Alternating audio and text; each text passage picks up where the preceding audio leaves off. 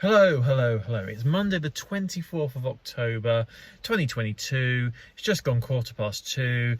I'm Colin, I'm sat in my car. It's just started pouring down with rain and I'm about to make the trip to London town to watch AFC Bournemouth play West Ham United at the London Stadium.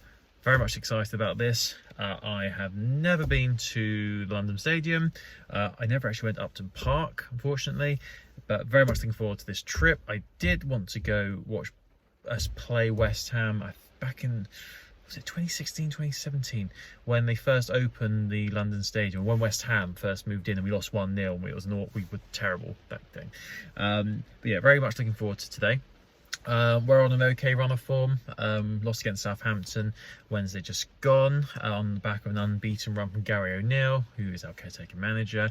West Ham also have had a bit of a poor start to the season after, past 2 years under Moyes done really well. So it should be a good game. It's normally quite high scoring affairs between us and West Ham, so it should be, fingers crossed, a good game. It's live on Sky, Monday Night Football.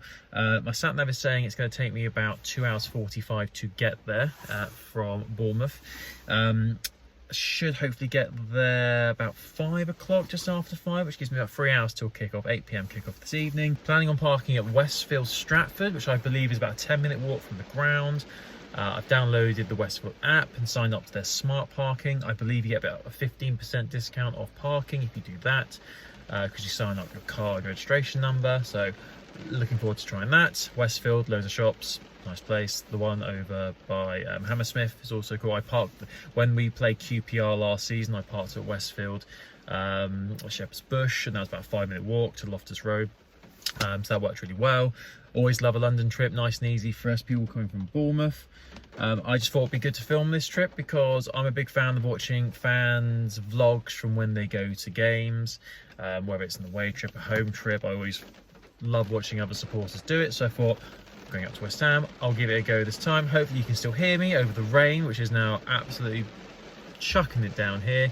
I would also recommend watching, if you're interested in AFC Bournemouth content, Back of the Net and Cherry's Red Army are two fantastic channels, which I will put the details below in the description box. You can see this weather, it's bizarre. You can probably see the sun on my face. It's absolutely chucking it down with rain. October in the UK, bizarre. And yeah, a draw will be fine with me. I'll be happy with that.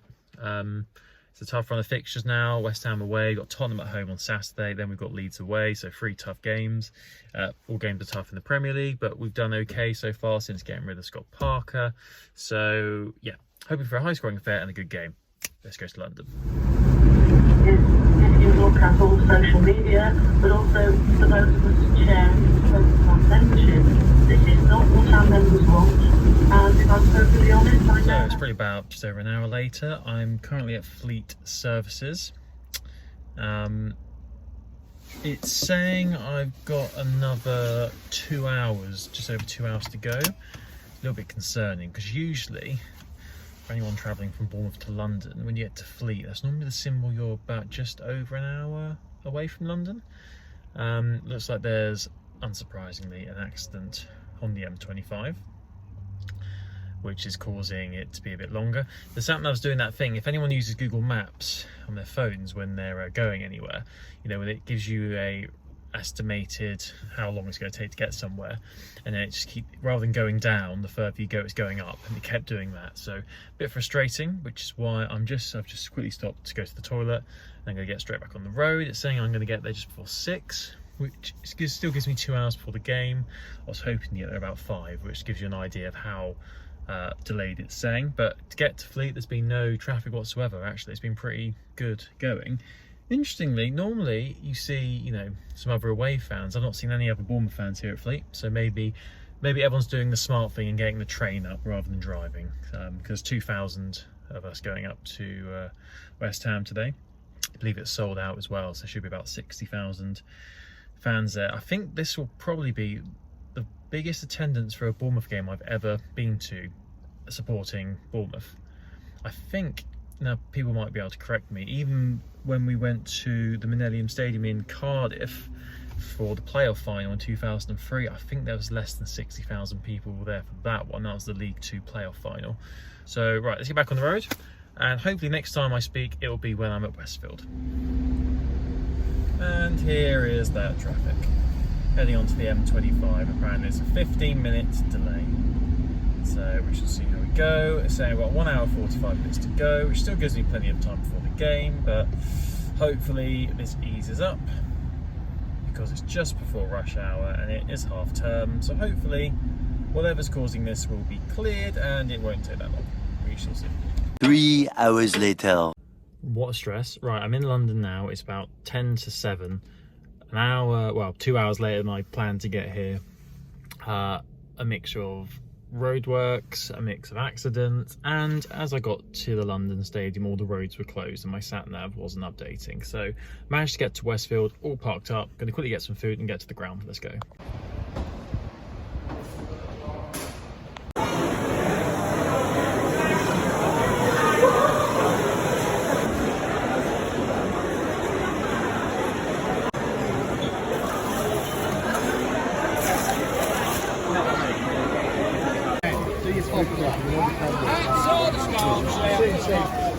Scarves are out. Get the big time.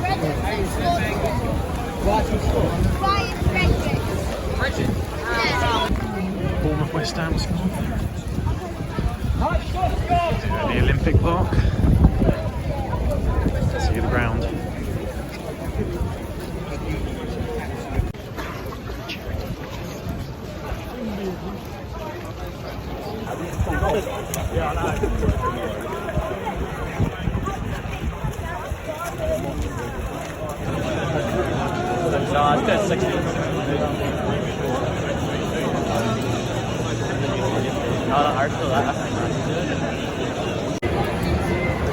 One day Mr. Bill Foley will build us a stadium like this.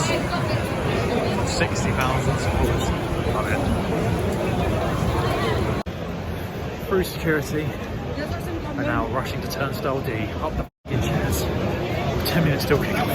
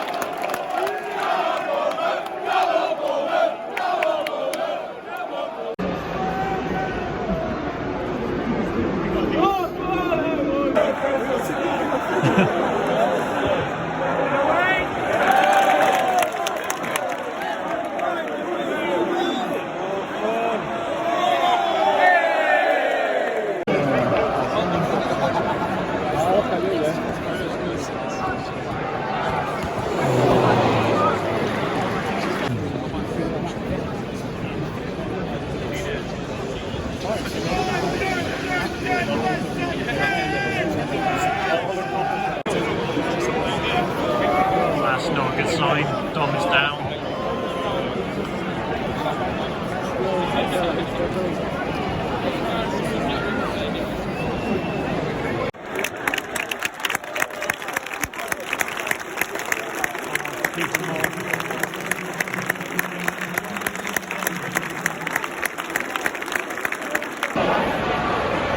Sam scored, but was it handball?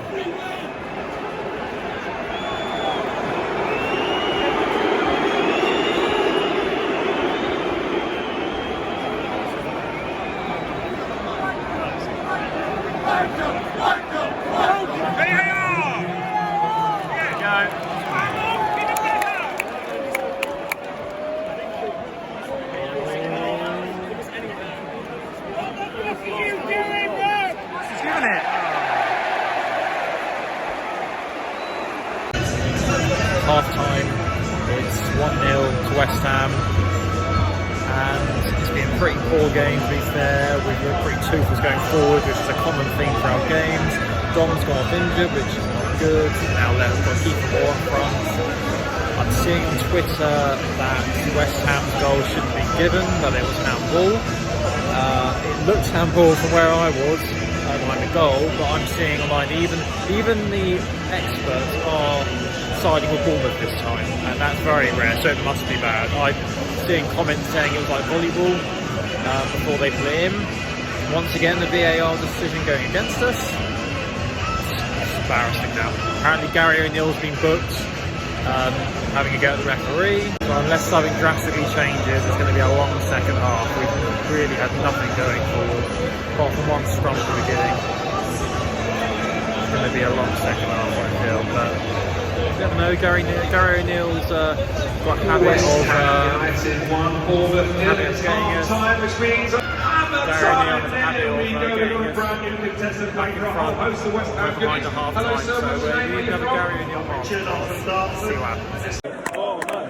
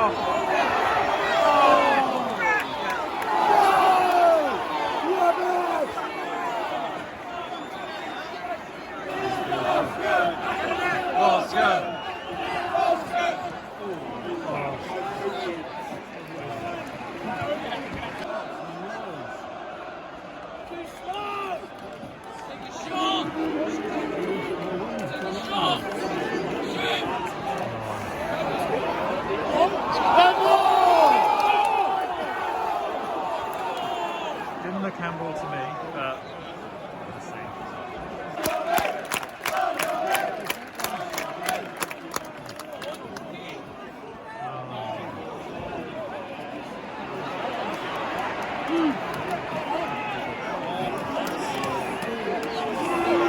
Oh.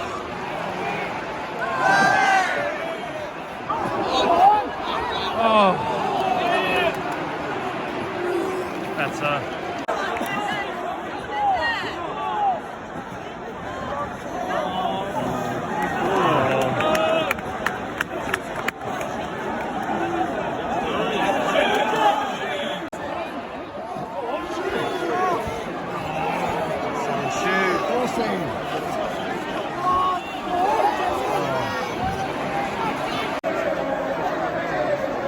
West Ham have a chance, and it's gone. Gone to the monitor. It's going to be given.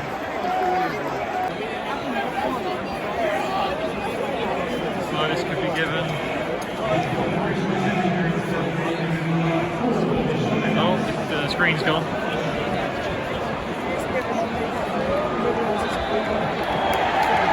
Oh, what a fucking joke! Unbelievable. Absolutely ridiculous. Look at that handball. Oh, it's just a joke. Absolute joke.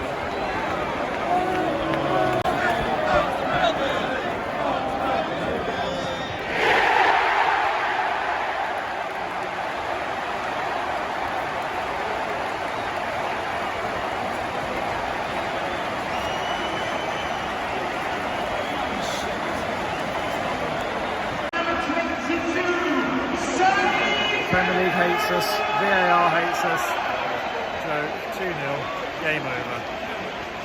Apparently it was handball, from what I've been told, but their goal in the first half should never have been given. It's a shame. The second half, we've actually gone for it. Put Anthony and Tamura on, much more energy, but just can't. That final touch again. VAR again.